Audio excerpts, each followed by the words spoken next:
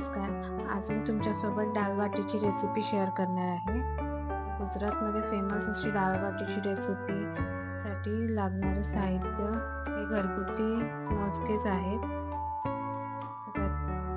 त्याच्यासाठी 2 वाटी गव्हाचं पीठ आणि अर्धी वाटी रवा, त्याच्यामध्ये धने, बडीशेप, व्हाईट तीळ आणि खायचा सोडा, जिरं आणि ओवा घालताना हातावर क्रश करून घालायचं, म्हणजे टेस्ट चांगली लागते.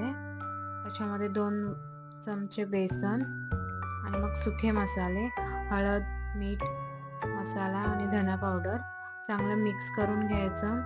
त्याच्यामध्ये 3 ते 4 टेबलस्पून खायचं तेल घालायचं.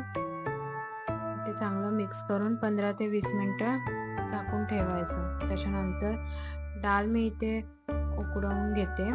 तर त्याच्यामध्ये आपण तूर डाळ आणि मसूरची डाळ मी घेतलेली आहे. तुम्हाला कोणती हवी ती घेऊ शकता. त्याच्यामध्ये मीठ आणि हळद घालून कुकरच्या 4 ते 5 शिट्ट्या काढून घेते. इथे मी हा कणिक भिजवलेला आहे, त्याची बाटी करायला ठेवते. तर इथे मी आपल्याचा तवा घेतलेला आहे. त्याच्यामध्ये तेल घालून ह्या मिश्रणाचं गोल गोल गोळे करून दोन्ही साईडनी भाजून घेते. इथे मी खालची साईड भाजून आता पलटी करून दुसरी साईड भाजून घेतलेली आहे. डाळीला फोडणी देण्यासाठी मी एका कढईमध्ये तेल, मोहरी, लसूण, कढीपत्ता आणि बारीक चिरलेला कांदा आणि हिंग चांगलं परतून घेते. कांद्याला थोडा ब्राऊन कलर आला की त्याच्यामध्ये टमाटर ऍड करून घ्यायचं.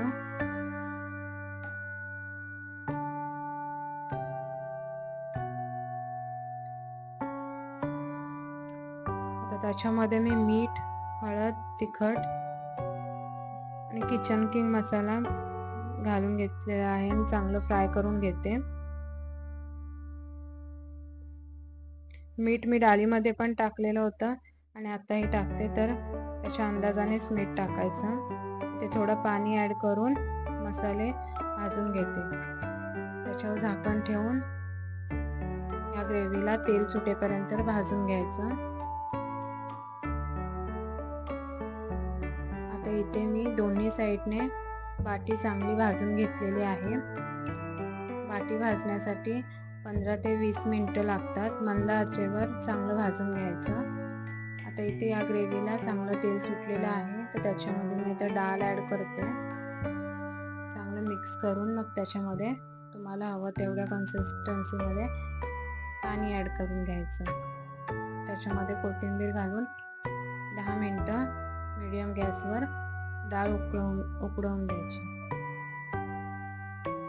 रेसिपी आवडली असेल तर प्लीज लाईक, शेअर, सबस्क्राईब करा. थँक्यू.